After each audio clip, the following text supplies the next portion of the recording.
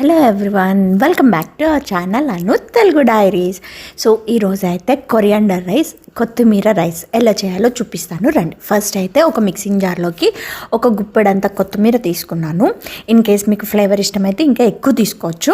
కారానికి సరిపడినంత పచ్చిమిర్చి అండ్ కొద్దిగా క్యారెట్ కూడా వేసాను అనమాట. జస్ట్ కొరియాండర్ ఏంటంటే బాగా ఇదిగా ఉంటుంది కదా, కొంచెం స్మెల్ వస్తుందేమో, క్యారెట్ వేస్తే దాన్ని కవర్ చేయొచ్చు కదా అన్నట్టు క్యారెట్ కూడా యాడ్ చేశాను అనమాట.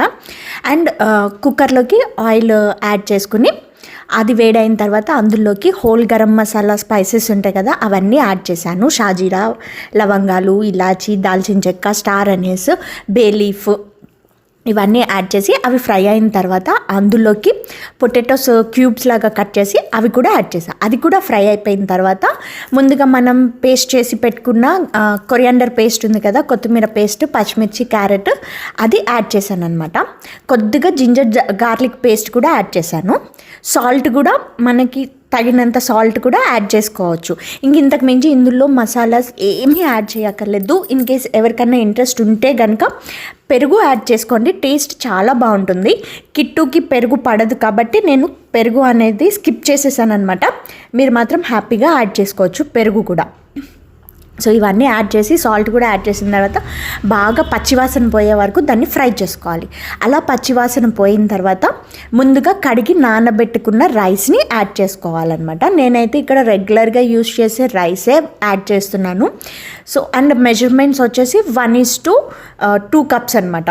1 కప్ రైస్కి 2 కప్స్ ఆఫ్ వాటర్. ఎందుకంటే నేను తీసుకున్నది రెగ్యులర్ రైసే కాబట్టి. ఇన్ కేస్ మీరు బాస్మతి రైస్ యూస్ చేస్తే 1:1.5 అంటే 1 కప్ ఆఫ్ రైస్కి 1.5 కప్ ఆఫ్ వాటరే యాడ్ చేయండి అంతే. ప్రెషర్ కుక్కర్లో పెట్టేసి 3 to 4 విజిల్స్ పెట్టుకుంటే సరిపోతుంది. ఎంతో టేస్టీగా ఉండే వేడిగా కొరియాండర్ రైస్ అయితే రెడీ అనమాట. ఇది రైతాతో సర్వ్ చేసుకుంటే చాలా బాగుంటుంది. అండ్ మెయిన్ థింగ్ ఏంటంటే ఇందులో వేడిగానే తినేస్తే చాలా బాగుందనమాట. చల్లారిన తర్వాత ఎందుకో నాకు అంత ఇదిగా అనిపించలేదు. అండ్ కొరియాండర్ కూడా ఇంకొంచెం ఎక్కువ యాడ్ చేసుకుంటే బాగుండునేమో అనిపించింది, బికాజ్ నేను చాలా తక్కువ యాడ్ చేశాను అనమాట. ఎందుకంటే స్పైసీగా అనిపించింది. మళ్ళీ పిల్లలు తింటారో తినరో అనేసి పేస్ట్ అనేది నేను కొంచెము తక్కువ యాడ్ చేశాను. బట్ ఇన్ కేస్ ఎక్కువగానే వేసుకుంటే కనుక ఫ్లేవర్ఫుల్ చాలా బాగుందనమాట. సో ఎంతో సింపుల్గా అయిపోతుంది కాబట్టి హ్యాపీగా దీన్ని అప్పటికప్పుడు సర్వ్ చేసుకుంటేనే బాగుంది. చల్లారిన తర్వాత మాత్రం టేస్ట్ కొంచెము ఇదిగా అనిపించింది అనమాట. వేడిగా సర్వ్ చేసుకుని తినేసేయండి.